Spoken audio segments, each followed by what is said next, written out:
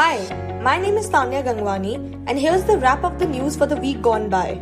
The legal news.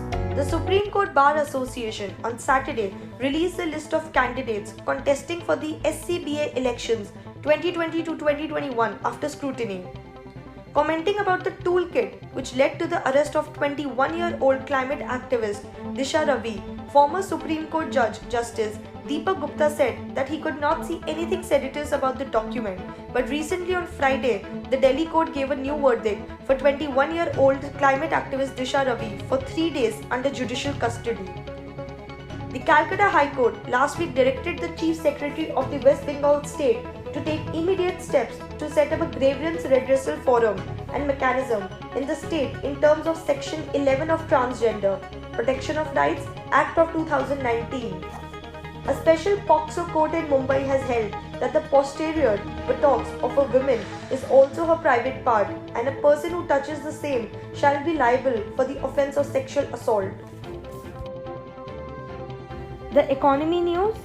The nation's 28 states, which account for about 60% of total government expenditure on infrastructure and asset creation, are hamstrung by declining tax revenue and the cost of fighting the COVID-19 pandemic. The appeal against the award is likely to be in the government in the Netherlands, while India will contest its right to tax in the case filed by Kane in a US court to implement the award. The national news.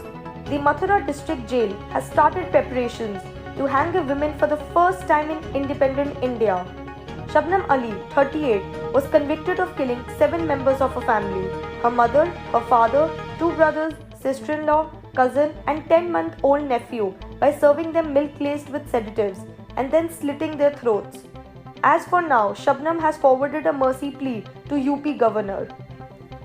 Amid the continuous COVID pandemic, the Uttarakhand government has chosen to restrict the Kumbh Mela 2021 for 30 days. The Uttar Pradesh police on Friday arrested 2 youth, one of whom is a minor, from a neighbouring village for allegedly poisoning 3 minor Dalit girls in Asoha block of Unnao on Wednesday. 2 of the girls died as a result. The third is under treatment in hospital. The international news.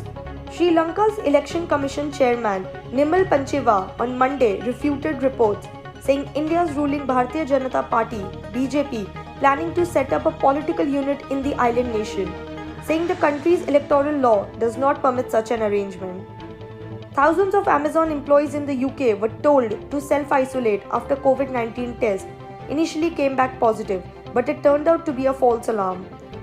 Having approved the use of AstraZeneca, Oxford and Bharatiya Biotech vaccines, Iran has requested COVID-19 vaccines from India.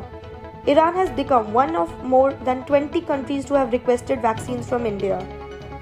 Former Trump Plaza Hotel and Casino in New Jersey, once a hotspot during a decade of excess, reduced to rubble.